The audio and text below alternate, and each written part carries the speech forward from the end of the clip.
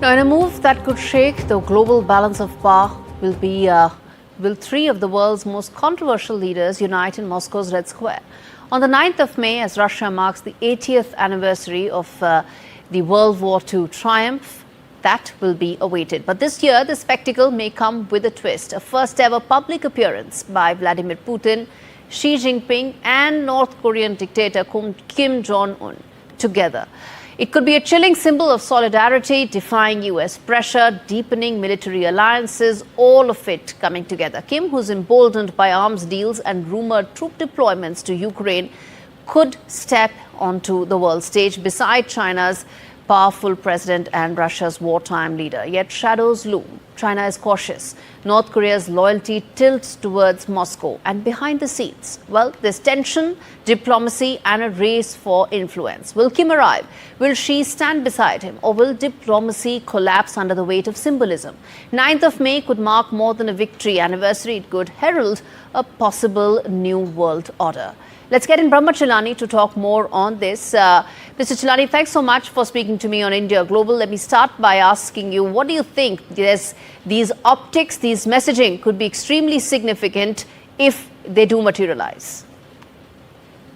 First, it's important to remember that North Korea used to be China's closest ally. But today, at best, we can describe North Korea as China's estranged ally. North Korea, in fact, has pivoted to Russia. And this pivot to Russia has caused a lot of bitterness in Beijing. Moreover, Kim Jong-un has made no secret of his dislike of Xi Jinping. In fact, the dislike is mutual. So for Xi Jinping, Kim Jong-un, and Putin to be on the same platform at the Victory Day on May 9 would be very unusual for two additional reasons. One, that Kim Jong-un has never attended a multilateral summit. And two, that Kim is scheduled to be in Moscow later this year, not in May, but beyond May. So for him to prepone his visit to Moscow would also be unusual. In fact, Prime Minister Modi has been invited to the Victory Day celebrations in Moscow. In fact, a dozen leaders are going to be attending the Victory Day celebrations in Moscow. So there is, I think, in my view, there's a greater likelihood of Xi Jinping, Narendra Modi, and Vladimir Putin being together at the Victory Day celebrations than Kim Jong-un also joining. With that, Mr. Chellaney, then what do you think is the larger point that Vladimir Putin is making, especially to Donald Trump, coming at a time when those discussions have been on again, off again between the two leaders?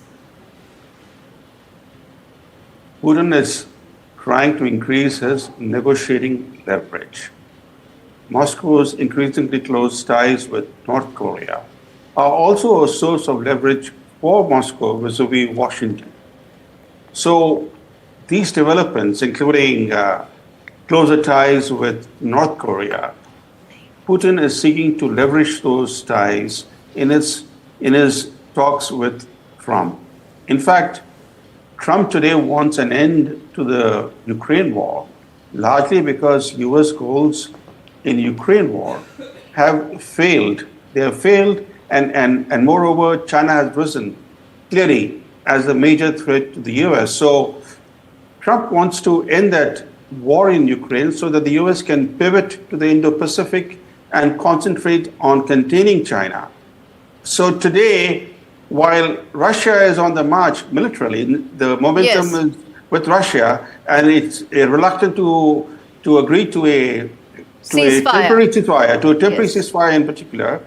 On the other hand, Trump is very eager that ceasefire be accepted by Moscow. So the goals today are quite different from what they were, let's say, 2 years ago. Absolutely. And, which brings me to ask you, sir, quickly, which is that do you think after May 9th, after the Victory Day optics and messaging, it would probably be even harder to find some sort of a middle ground, to find a possible ceasefire in the Russia-Ukraine war?